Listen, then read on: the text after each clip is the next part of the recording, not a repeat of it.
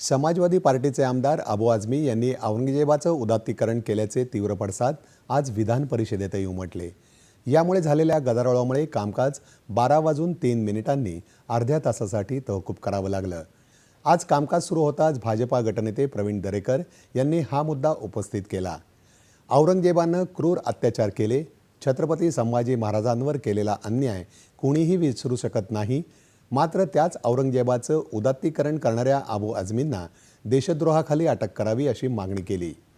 अबू आझमी यांनी हे वक्तव्य करताना विशिष्ट धर्माच्या लोकांना चिथावणी देखील दिली असून हा राज्य अस्थिर करण्याचा प्रयत्न आहे अशी टीका दरेकर यांनी केली।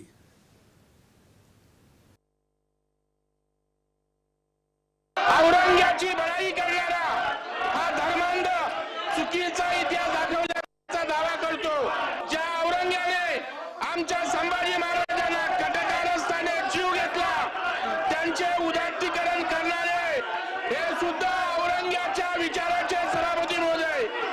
अबू आझमी यांनी केवळ औरंग्याचे उदात्तीकरण केले नाही, तर महाराष्ट्रातील विशिष्ट धर्माच्या लोकांना चितावणी सुद्धा दिलेली आहे। त्यांनी देशद्रोह केलाय, त्यांनी राजद्रोह केलाय, तरुणांचे डोके भडकावून राज्य अस्थिर करण्याचा प्रयत्न केलाय। त्यामुळे अशा औरंग्याचे उदात्तीकरण करणाऱ्या सदस्यांना आजच्या काळात देशद्रोहाखाली अटक करावी। यावेळी सत्ताधारी आणि विरोधी पक्षाचे सदस्य हौद्यात उतरले।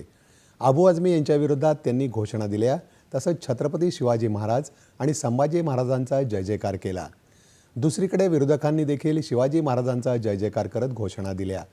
उपमुख्यमंत्री एकनाथ शिंदे यांनीही विधान परिषदेतही या मुद्द्यावर निवेदन केलं। अबू आझमी जाणीवपूर्वक छत्रपती शिवराय आणि संभाजी महाराजांचा अपमान करत आहेत असं सांगत अशा प्रकारचं औरंगजेबाचं समर्थन खपवून घेणार नाही असं शिंदे म्हणले। विरोधी पक्षनेते अंबादास दानवे यांनी देखील अबू आझमींविरोधात कारवाई करण्याची मागणी केली। अतिशय चुकीचं आहे, कारण अबू आझमीवर कारवाई झाली पाहिजे।